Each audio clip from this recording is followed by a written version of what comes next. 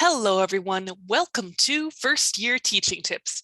This video series is dedicated to helping any teacher who is in their first year of teaching or in their first year in a new role. Veteran teachers are welcome as well. With that being said, let's begin. So who am I? My name is Mia, and I am, as of the recording of this video, a 10-year veteran in education. I worked as a high school social science teacher in public and private schools, and currently work as an instructional technology specialist in a public district.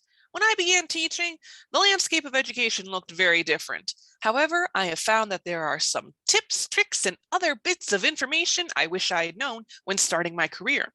Some of this advice comes from my own experiences, and some of it comes from what others have taught me. So let's dive into this video's tips about file organization, both physical and digital. Tip number 1, keep your organization system the same for physical and digital files.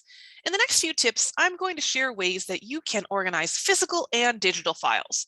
However, I wanted to begin by sharing that whatever system you decide to choose, keeping it the same for both types of files will make it easier for you to locate whatever items you need. Tip number 2, folders can be organized by school year and then topic. For example, you could have an overarching folder for the current school year, such as 2022 to 2023. From there, you can create subfolders or separations in a binder divided by topics. Such topics could be based on subjects. Using this organization method allows you to compare from year to year what changes you have made to your curriculum or what you see in your student work. This method allows you to see growth over time. Tip number 3, folders can be organized by subject and then school year.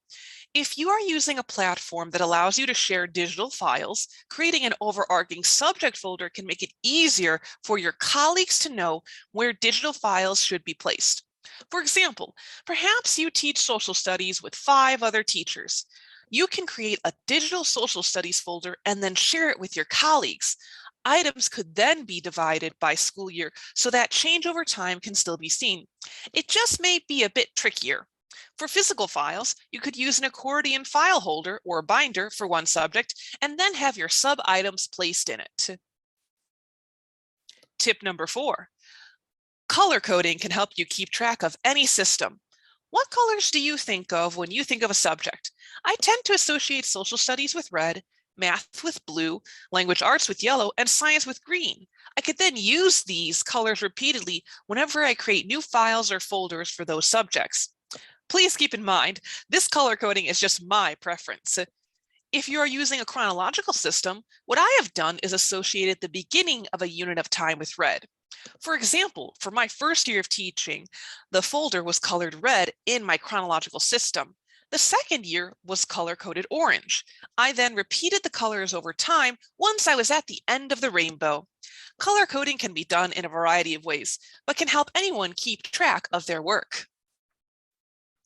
Tip number 5, use a system that works for you. While I previously discussed ways files can be organized, what matters most is that you have a system that works for you.